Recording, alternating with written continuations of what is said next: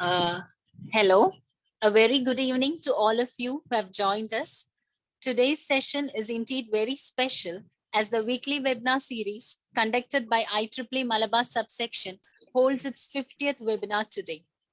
The weekly webinar series started off on June 4, 2020, where the organization decided to defy the lockdown blues and continue with the learning process amidst the grave situation and getting updated with the technical work. For the past 11 months, the webinar dealt with diverse and relevant topics, which included both technical and general issues.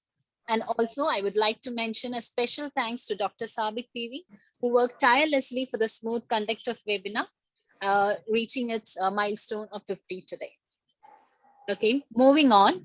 On behalf of the weekly webinar series conducted by IEEE Malabar subsection in association with KMCT College of Engineering for Women's, NDLI Club, and IEEE Malabar Hub, I extend a warm welcome to each one of you gathered here for the 50th webinar on the topic NDLI User Awareness Session.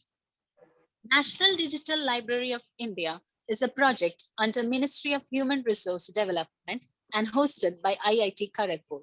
It's a virtual platform containing textbooks, articles, videos, audiobooks, lectures, simulation, fictions, and all other kinds of learned media and can be accessed very easily anywhere.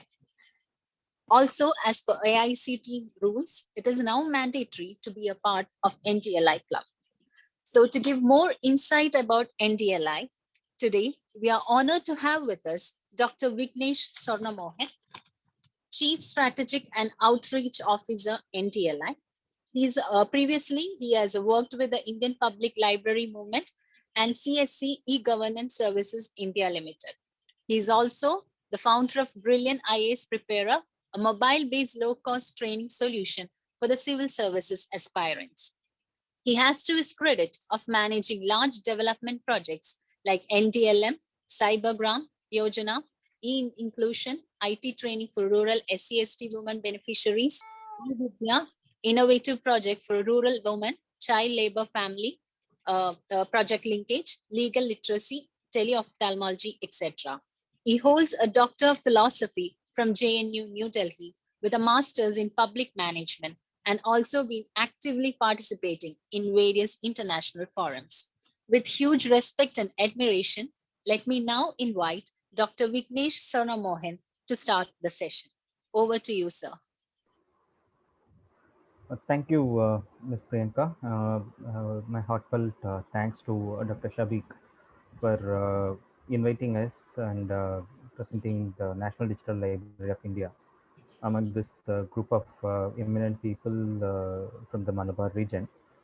Before I begin the session, I just wanted to know what is your expectation from this session. So I have a presentation ready with me. That's not a problem. But I just wanted to understand from you what is the few takeaways that you want to take from this session.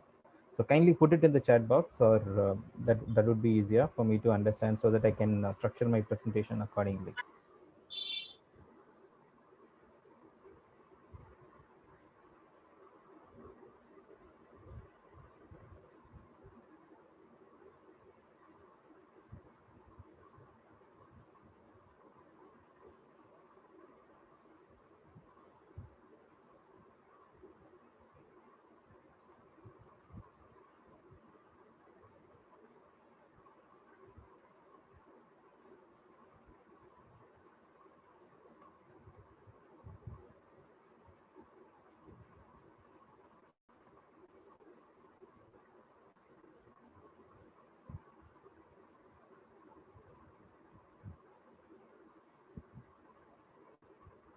So no message so far. It means you are also expecting. Okay, so I think let's not waste much time. So let me start with the presentation that I have, and then as and when people how to make use of this club effectively. Okay, so there is a question from Principal RCET, how to make use of this club effectively. Thank you. So I will touch on it a little regarding how to use and utilize NDLI membership in this way. So there is a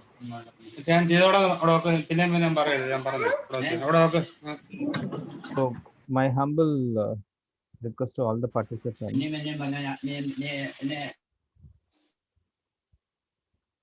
So I have muted centrally. So if you have to unmute yourself, then I think Dr. Shabik will let you do that. Okay, so there are two things. One, I think, how to make use of this club effectively, and the another one is regarding how to utilize NDLI membership in this way. Okay, great. So now I think let me start with the presentation, and then we will quickly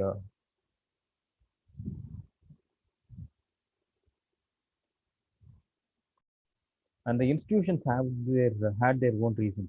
So the institution said they don't have sufficient intake or admissions into the colleges, or many of the colleges were also saying like the students or the faculty members don't effectively use the libraries, and many of them don't like read books. So that's the kind of the response that was coming on. So, but there was a serious correlation between making the library core part of an institution and the learning outcomes of that institution. So wherever we have seen when the library was considered as or treated as the heart of the institution, when every academic activity revolves around the library, the institutions flourish, right? So having seen that, uh, when you have with drastic reduction in the financial and human resources for libraries, the learning outcomes of the students were drastically getting reduced. So the career and the job prospects for the students were being in a in question. That's why that's how we have seen it. And also like though I'm a strong believer of visiting sitting in a physical library in the corner of one corner of the library where there is complete silence, and I would like to touch and smell the book, then only I get the feel of reading something. So that's how I feel like reading. But the physical library has its own challenges. Say, for example, so in fact, I lived in Kerala for a couple of years. So I have traveled across the length and breadth of Kerala, and so I know the majority of the institutions, especially I have visited many of the public libraries, not the academic libraries, though. But uh, in many of the places, I strongly felt like there is lack of additional physical infrastructure for stacking resources. Because in many of the institutions, when they had envisioned libraries, they had something in mind.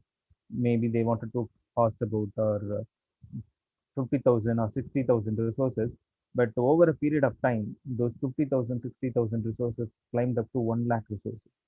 So where will, but on the contrary, the physical infrastructure never increased. So there was a additional physical requirement for stacking up new resources. In some of the libraries, I've noticed where since they don't have much space, they stack the resources on the existing racks, on top of the existing racks, on the windows. In fact, in one of the libraries in Kerala, I noticed that there were newly arrived resources were lying on the corridors for weeks together because they didn't have sufficient space to stack these resources. And also in physical libraries, we have challenges like accessing the same resources by multiple persons at the same time. So this many of you might understand. And also we have challenges like missing resources, hidden resources, and damaged resources. In one of the libraries where I visited, in the stock register, we were like we could see about 30,000 resources, but on the racks there were only 15,000 resources. So at least 50% of the resources were missing. Uh, and also we have seen in many of the academic institutions like students hide resources so that others don't access it. So these are the challenges that uh, many of the institutions were grappling with.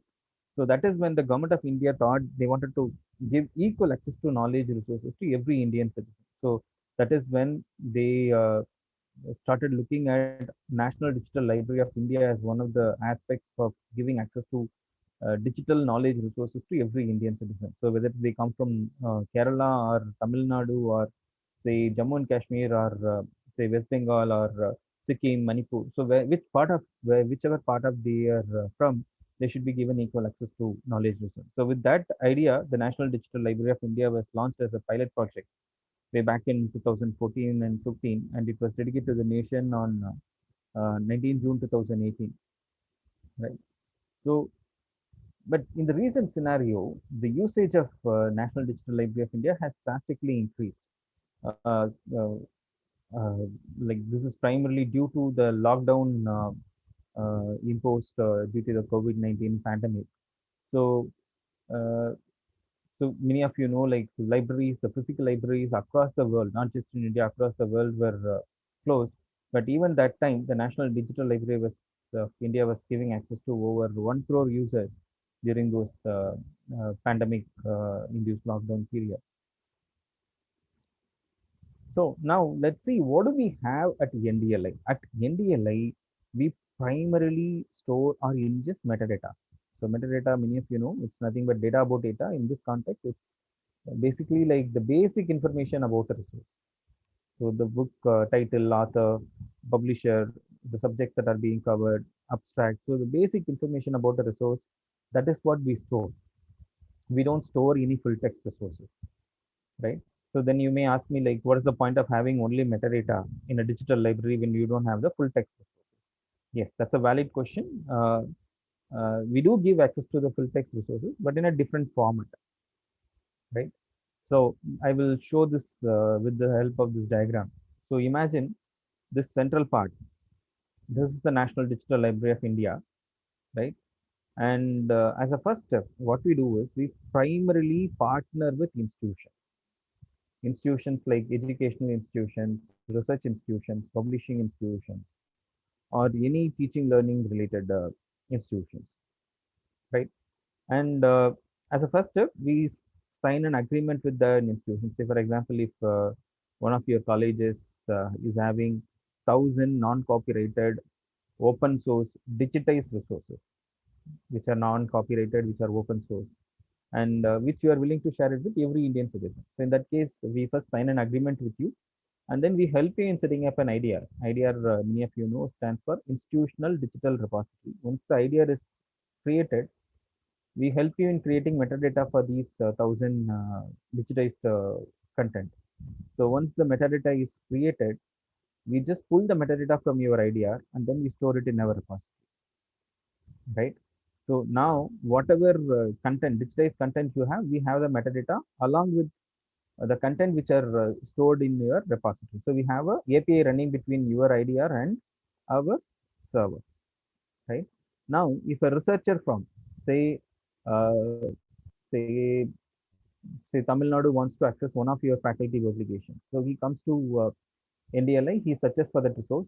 Once he locates that resource, he clicks on it. Then we send that request to your IDR. So here you validate this user, and if he is a genuine registered user of NDLI, then you can give him the direct access to these resources to the researcher, right? So in this process, what is happening is we are we are acting as a facilitator of knowledge. So we don't uh, steal or we don't own your content. The content ownership lies with you. We just act as an content integrator. We facilitate knowledge resources. So that is how NDLI functions. And so far, as I said, we don't digitize content or we don't publish on our own. Rather, we partner with institutions. And so far, we have partnered with 357 such institutions across the globe. Right. So these are some of the institutions with whom we have partnered with. And if you look at the content wise availability, subject category wise availability. So computer science, information and general works, we have 1.64 crore resources. Philosophy and psychology, we have 6.1 lakh resources. Religion, we have 2.2 lakh resources. Social sciences, we have 60 lakh resources. Language, we have 1.87 lakh resources. Natural sciences and mathematics, we have 98 lakh resources. Technology, we have 1.28 crore resources. The arts, fine and decorative arts, we have 19 lakh resources. Literature and rhetoric, we have 9.5 lakh resources. History and geography, we have 9.6 lakh resources. So if we add these, as of today, we have 7.1 crore resources in our repository. And these 7.1 crore resources are available in various learning resource formats.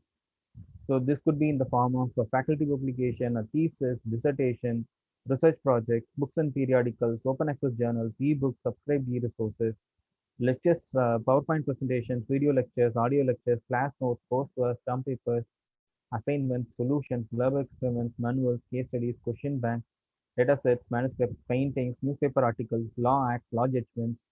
So we have more than 60 different types of learning resource types available in our repository, right?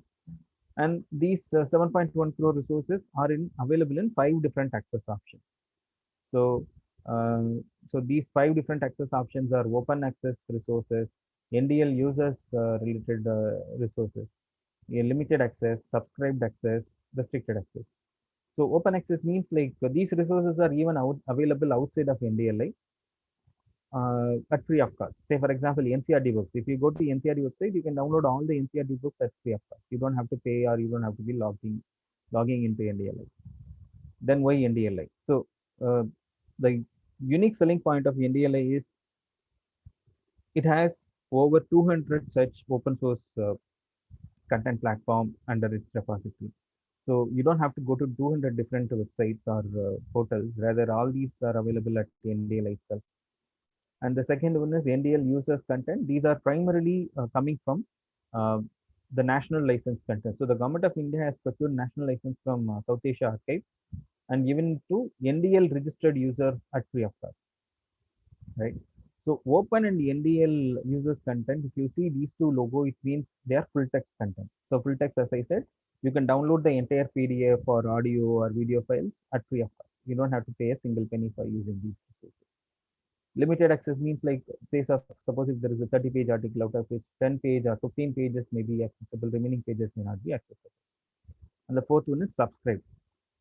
Say for example, IEEE and Springer, we only have the metadata, we don't have the full text resources, right? So suppose if your institution has taken the subscription and if you're accessing it from your institution, then you can access it directly from NDLI itself. And the fifth one is restricted access. So this may require additional authorization by the source authority for accessing these resources. So you can easily donate, identify the kind of resource after every search result. You can see this icon. This denotes the access option. So suppose if this green lock with open means it's a open access, which means you can download the entire resource. Whereas here it's a restricted access, it means you can't download this entire resource. So if you look at the access option based content, open access contents are about 4.98 crore resources. And then NDL users contents are about 6.64 lakh resources. So if we add these two, we have 5.05 crore resources completely free to download. You can use it for educational and research purposes at free of cost, right? And if you look at the learning resource type, top 10 learning resource type based content, articles are the major chunk of our resources with 3.75 crore articles, followed by newspaper articles with 74 lakh resources. Books are about 68 lakh resources. We have theses are about 7.45 lakh resources. Video lectures are about 4.7 lakh resources.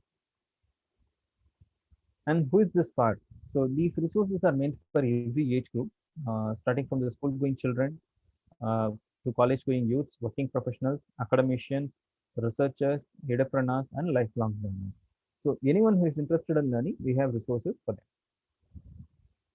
So now we will see how to access the National Digital Library of India. So there are two ways through which you can access NDLI.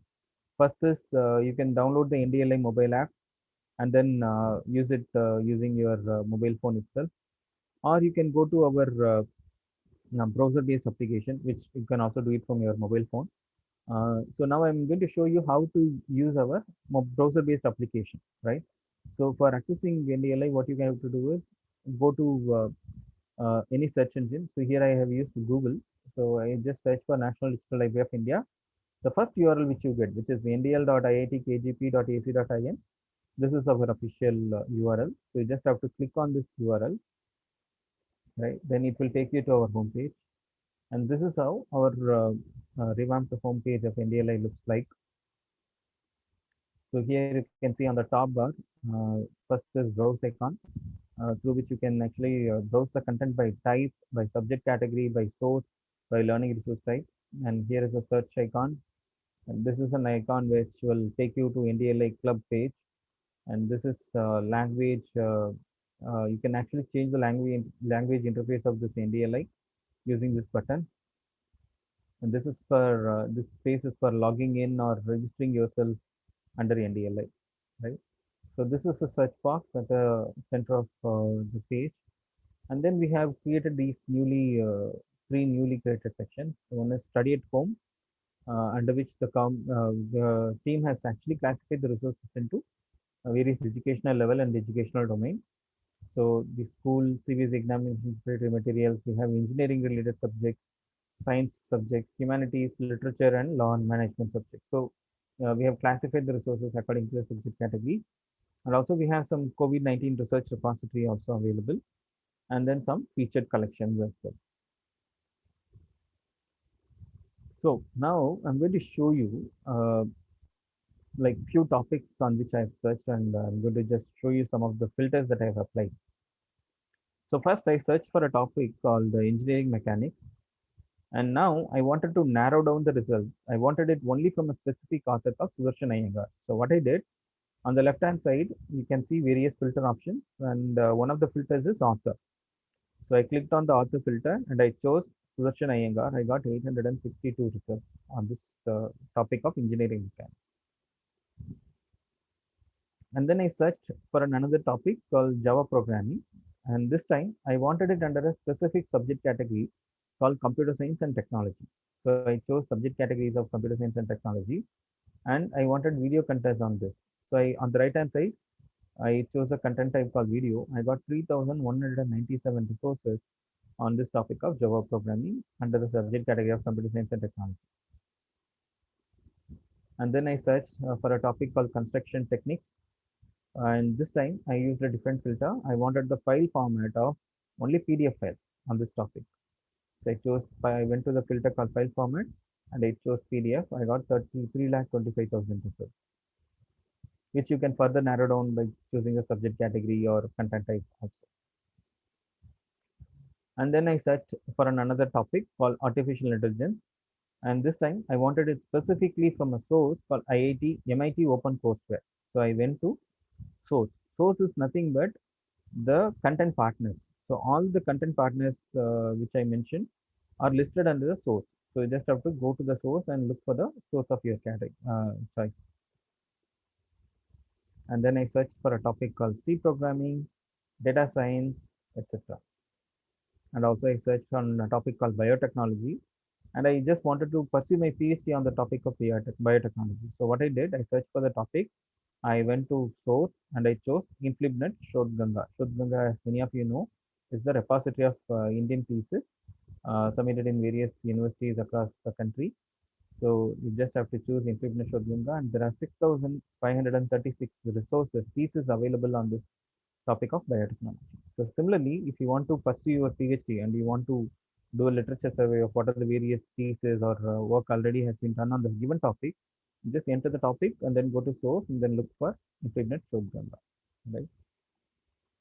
And then I search for a topic called organizational behavior, etc. So now I'm going to show you how to access the study at home section. Say, suppose if you want only engineering related content. So what you can do is go to the home page of NDLI and then click on this engineering. Then the various engineering subjects will be displayed here. See, here you can see aerospace engineering, architecture, chemical engineering, civil engineering, computer science and engineering, electrical engineering, electronics and communication, mechanical, mining engineering, etc.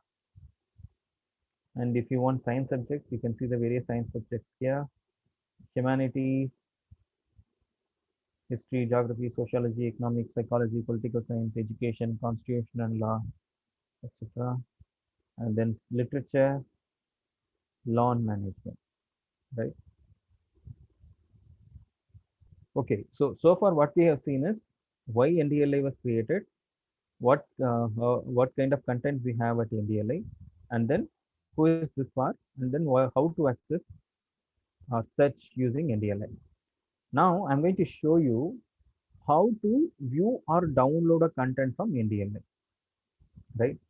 Uh, so for before I tell that, I just wanted to tell you for searching and browsing at NDLI, you don't have to be registered and logged into NDLI, right? So suppose if you want to search on a topic called research methodology, you don't have to be registered or logged into NDLI. Or suppose if you want to browse by content source, you don't have to be registered and logged into NDLI. But in case you want to view or download that content, then you must be registered and logged into NDLI. Then only you will be able to do that, right? So now I'm going to show you how to view or download a content from NDLI. So I searched for a topic called research methodology, and I wanted it specifically from a source called Lovely Professional University. I got 1438 results on this topic.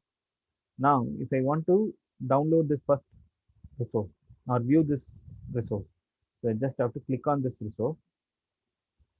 Then it will take you to a page like this. So this is called the metadata page. Okay. So here you can see there are two tabs, content and metadata. First click on the metadata.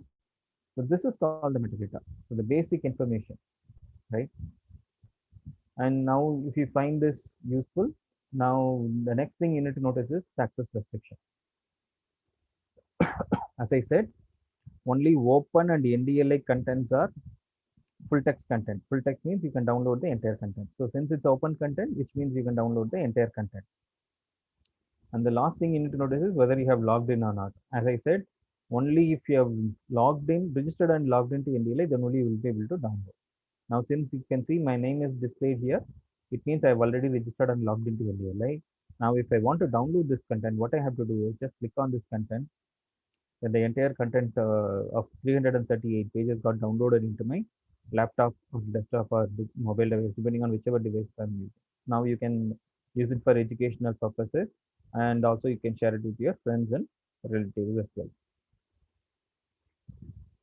And imagine in case if you have not registered and logged into NDLI and you clicked on content. So here you can see it's not displaying my name. It means I have not logged in. So in that case, what will happen is it will take you to a page like this. It will say, please log in to view this content, right? So what you need to do is just click on this login button. Then a pop-up window will open. So this is how the pop-up window will look like. You have to enter your registered email ID and password, enter the captcha and click login, right? Then the content will automatically get downloaded.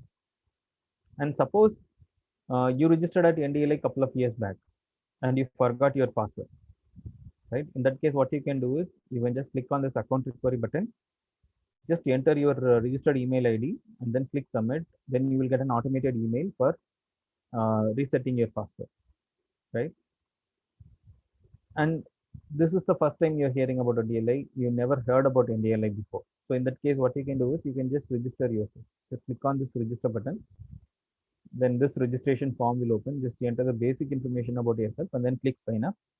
Then you will get an verification email. Just click on the URL. Then your account will get activated, right? So this is how we have to view or download a content from NDLI, right? So for effective use of NDLI, there are two important things that you should keep in mind. One is you should know the correct search keyword, and the second one is you should know the various filter options through which you can actually narrow down the results, right? And now I'm going to show you some 8 or 9 important filter options through which you can actually narrow down your results. Imagine you searched on a topic called, say, artificial intelligence, and you wanted only full text resources. Then what you can do is just choose open and NDLI, then you will get only the full text resources. And then if you want it from a specific author, go to the author filter and then choose the author of your choice. And then subject category, if suppose if you want it only under the computer science and technology, just choose these two. And educational level, you wanted the content only relevant for UG and PG. So you can just choose UG and PG. And then file format, there are at least some 30 different file formats available at NDLI. You can choose the file format of your choice. At NDLI, the contents are available in more than 300 languages, both Indian and international languages. And also you can There are 60 different learning resource types, which I have already briefly mentioned earlier. And there are, as of today, with 357 source or content partners who are available. All of them are listed under the source category. And then this content type, this is available only in the desktop application. It's not available on the mobile app as of now. So you can just choose the content type of your choice. As I said, you can actually change the language interface of NDLI into various Indian languages. So how you can do this, on the top bar, go to the language, click on this, then you will be able to see the various Indian languages being listed here. Currently, you can check Hindi, Bangla, Kannada, Assamese, Marathi, Oriya, Tamil, Malayalam, etc. Right. So as I said, you can also use our NDLI mobile app. So suppose if you are using an Android phone, just go to the Google Play Store and then search for NDLI or National Digital Library of India. If you put both the words, it will give you the results.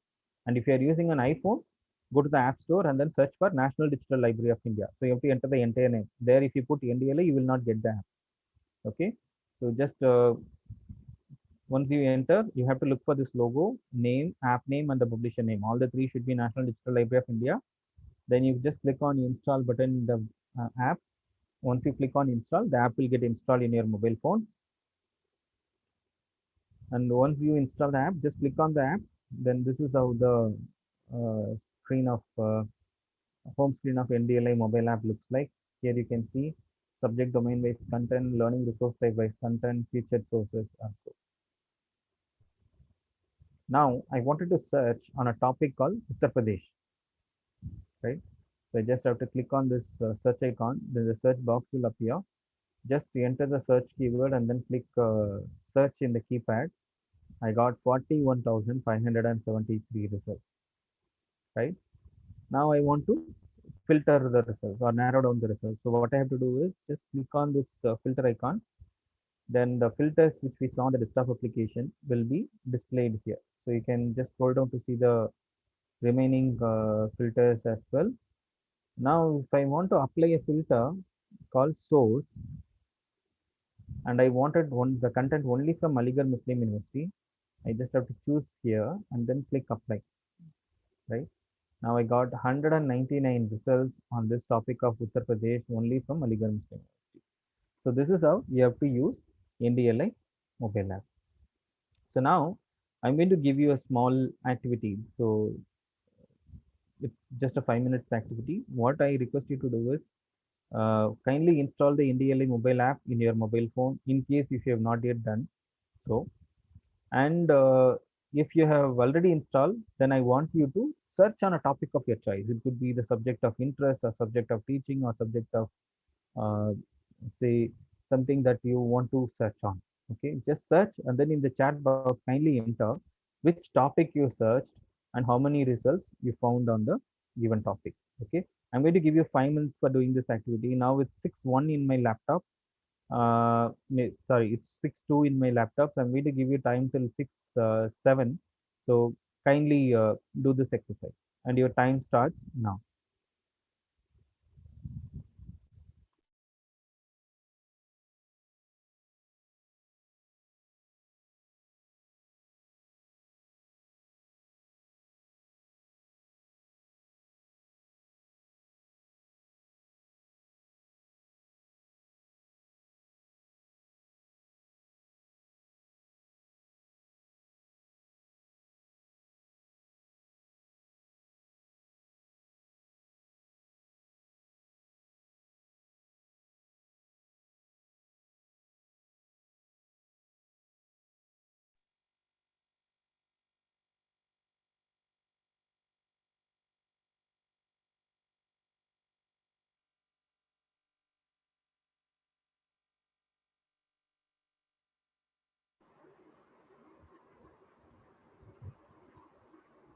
Okay, so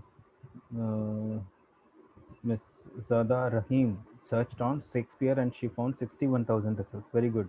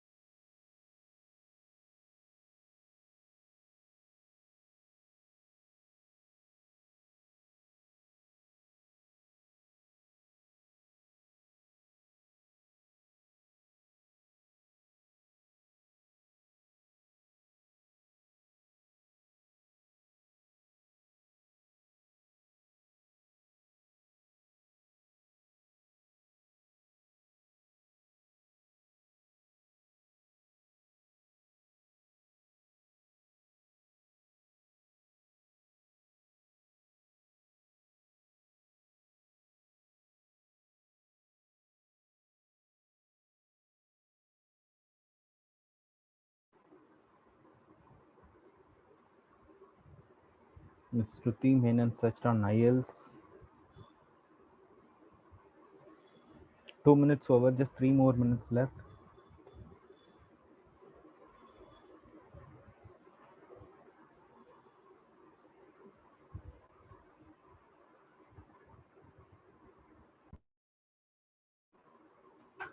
Power electronics, hydrology,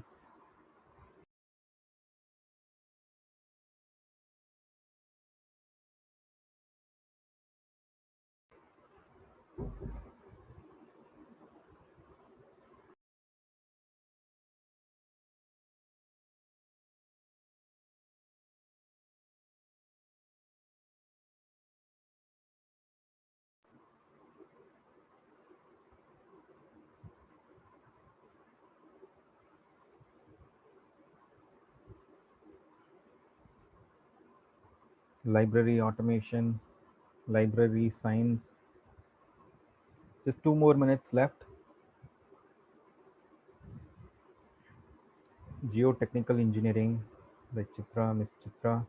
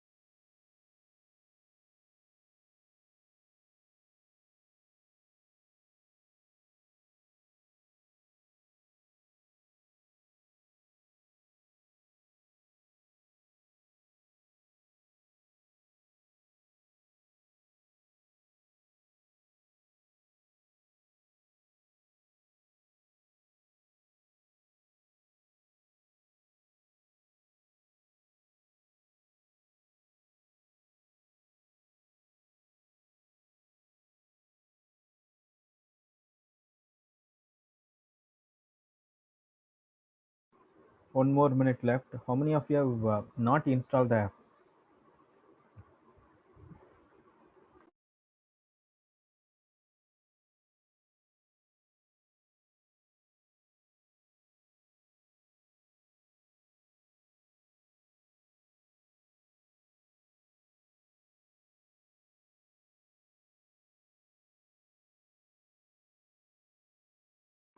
So Mr. Anupam searched on blockchain.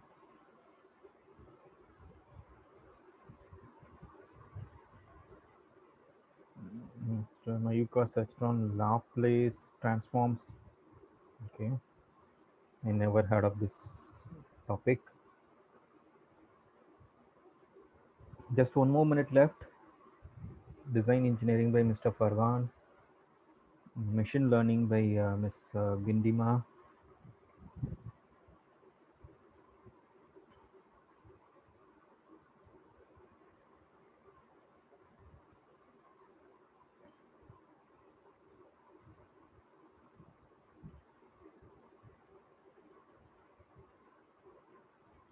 Okay, so the 5 minutes time that I gave you has just got over. So what you have started doing is just a tip of the iceberg. So I think since many of you are still in the process of installing the app, my humble request to each one of you to after this session is over, kindly install the app in your mobile phone and then search for a topic that comes to your mind. If at all you see any value in using this app, kindly share it with your friends, family members, relatives, your fellow students, fellow colleagues, etc. So that's the humble request that I have, because I remember when I was doing my since undergraduation till my PhD days, I used to spend anywhere between say 1,000 rupees to say in some times I used to spend at least 20,000 rupees in photocopying various resources, right? So so we can easily cut short or avoid this photocopying if you have a digital library at your hand. So you can download anytime, anywhere. You don't have to go to a library. You can just sit at your home, completely read it online, and then share it with your friends and relatives. So that's my humble request to each one of you. Kindly share it with your friends and relatives. So now I'm getting back to the presentation, the last two parts of the presentation.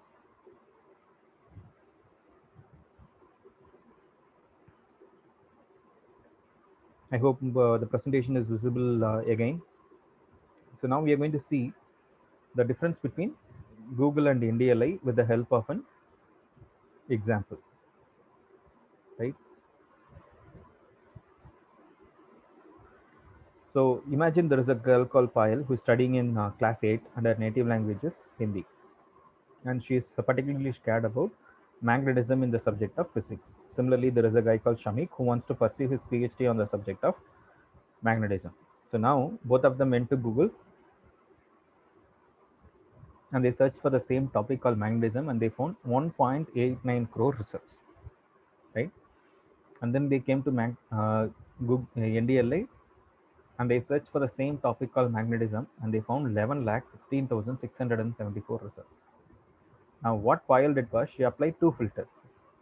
First filter, she chose educational level of 58 standard and the language of Hindi, and she got only 8 relevant results. Whereas what Shamik did was he wanted only career and technical papers and he got 219 results.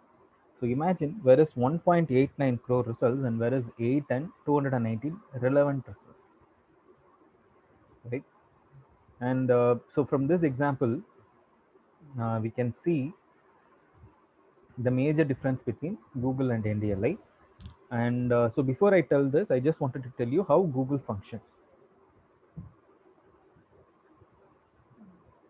So the moment you put a search term called magnetism, what Google does is it goes around the entire World Wide Web, and wherever this term called magnetism is there, it will just pull the results and display it in front of you, right? That's a brilliant task because no, we were never imagining this kind of a say content bombarding, say few decades back, right?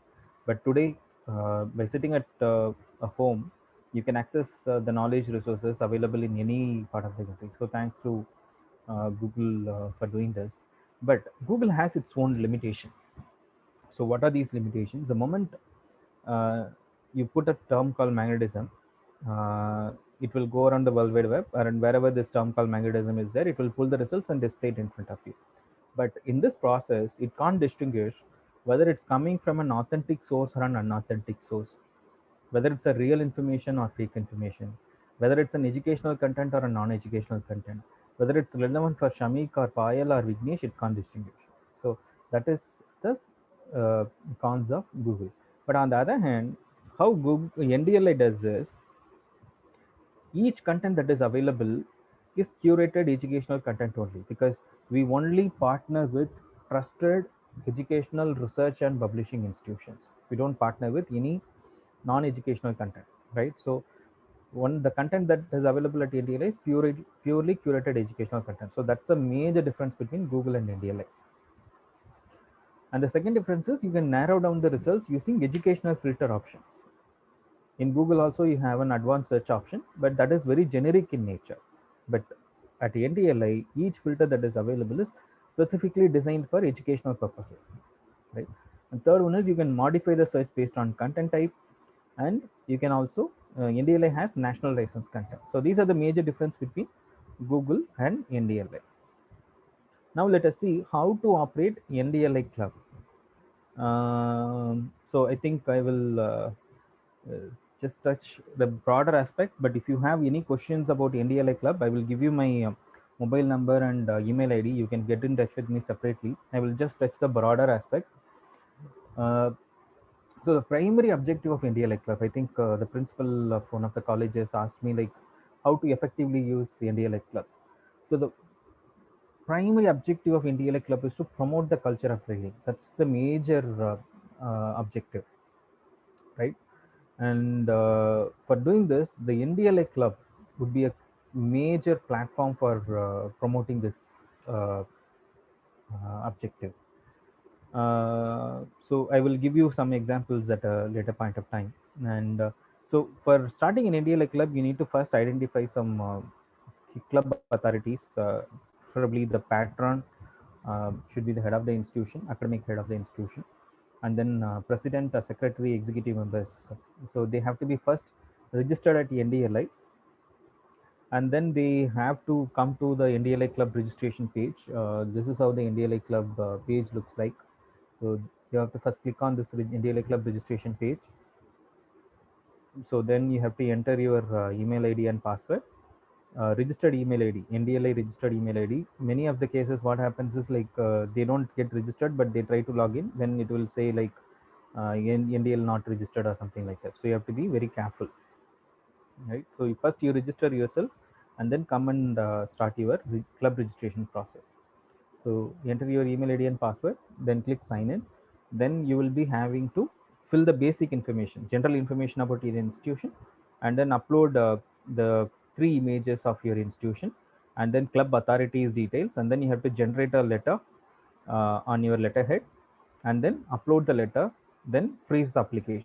So once it is you freeze the application, then the application will come to us. We will do a backend review of your application, and then we will approve. So that's how NDLI club is done. Then you need to register all the students and faculty members within 30 days of receipt on NDLI club portal, and then you have to conduct 10 reading related activities for your institution. So that is how NDLI club function. So you can do bulk registration for NDLI. So first, imagine there are two different entities. NDL is different and NDLI club is different. So NDLI club is primarily to take forward the culture of reading using the NDLI resources and outside of NDLI resources also. So NDLI club is primarily to create that culture of reading. So that is the primary objective. NDLI is primarily a repository of resources, right? So NDLI registration at NDLI is different, and NDLI club registration is different. Don't get confused between these two. And so now getting back to the effectively using NDLI club. So you can think of any teaching, reading, or learning related activities. It could be a lecture series, or a quiz competition, or a storytelling session, go fish session, film screening, drawing competition, role play, writing competition, make a space, and debate. Or you can also come up with your own reading related activities, or maybe a competition or inter-college activity also you can think of, right? And I like what is happening is like once you start creating the culture of say somehow I'm not very fond of conducting a competition among the students, but that is where we have been pushed towards, right? Once you start conducting competitions, then one thing we have noticed is reading is infectious, right? Suppose imagine you are traveling on a bus, and the person next to you just sitting and trying to read a newspaper. What will obviously do? You will try to read what he is reading, right? Suppose if somebody is reading a book, what will you do? You try to also, if you have a book in your hands, you will also try to read. So primarily reading is infectious. Even if you go to a classroom, if say there are 50 students, out of which 10 students are becoming active readers, the remaining class will automatically start reading. So reading is infectious. So the idea behind NDLA club is to create that uh, curiosity to learn or read. So that is the objective behind this NDLA club. So we are not only closing you within NDLA or within this activity. You can also come up with any new innovative activities to promote this culture of reading. So that's what in one of the colleges where I visited, they have made it uh, mandatory. So every month they used to give an assignment to their students, right? And in one of the departments, what they have done is they have made it mandatory for the students to take out resources on a given topic only from NDLI and cite those resources in their assignment. So what has happened is over a period of time, started as an assignment thing. Now the faculty members and the students use NDLI for room classwork also.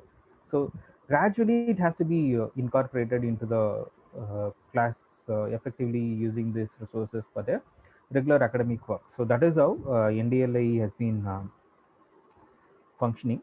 So that's it from my end. If you have any questions, you can put it in the chat box, or you can uh, like unmute yourself and ask the question. Now I hand it over back to the moderator. Over to you.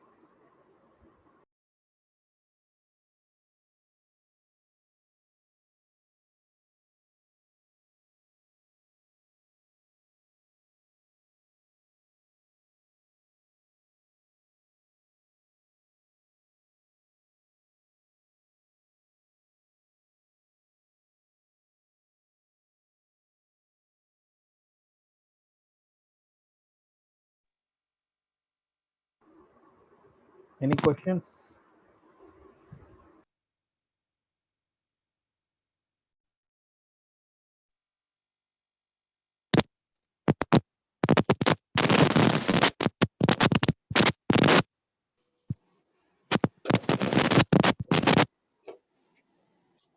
Participants, if you have any questions, you can ask.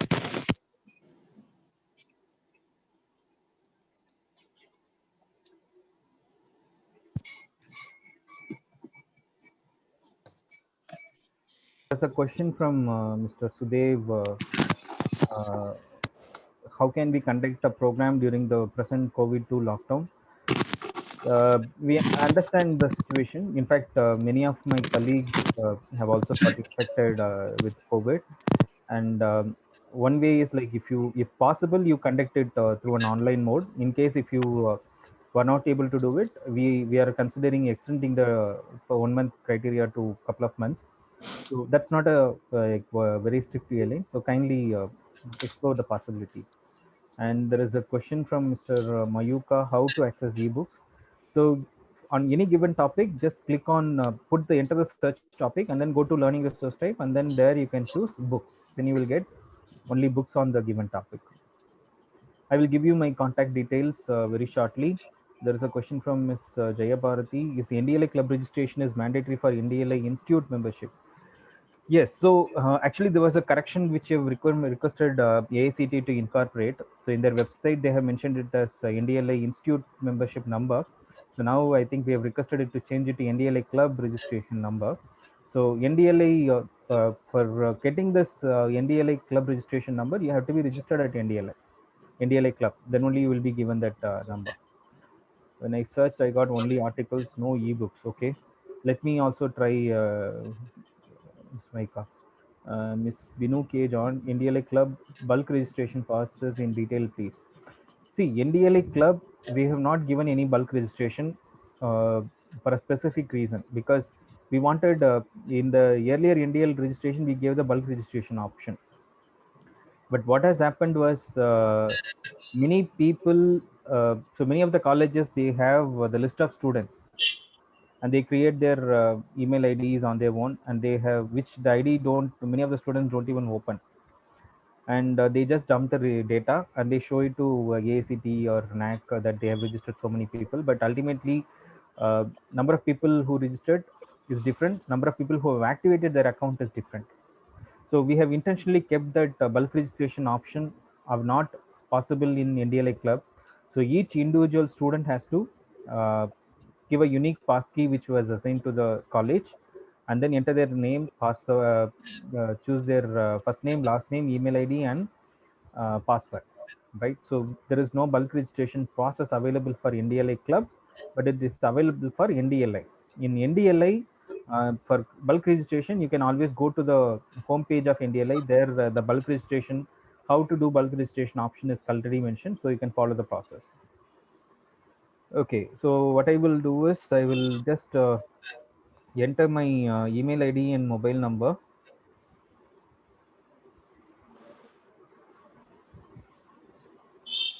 The best way to reach me is my email, and if it's very urgent, kindly send me a message on WhatsApp. And when you send an email or message, kindly mention where you are from, what is your name, which institute, and what is the purpose. So in case if I am busy in something, I will get back to you shortly. Okay. That's it. If you have any further question, you can reach out to me on my email or on my mobile number as well.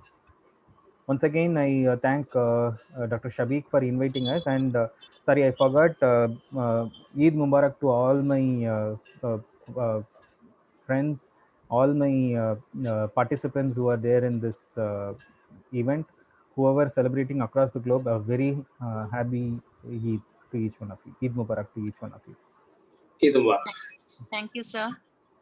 Thank you, sir, for this amazing session. And thank you for spending your valuable time and presence with us. Thank you so much.